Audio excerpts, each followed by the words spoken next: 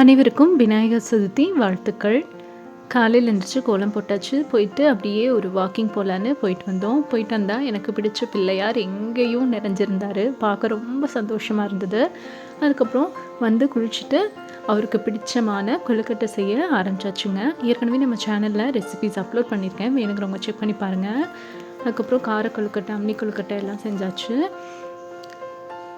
செஞ்சுட்டு சாமி கும்பிட்டுலாம் அப்படின்னு சொல்லிட்டு தீபம் ஏற்றி சாமியும் கும்பிட்டாச்சுங்க. எனக்கு வந்து சின்ன வயசுலேருந்தே விநாயகர் சதுர்த்தி அப்படின்னா ரொம்ப ரொம்ப பிடிக்கும். அது ஏன்னு எனக்கு இன்ன வரைக்குமே தெரியல.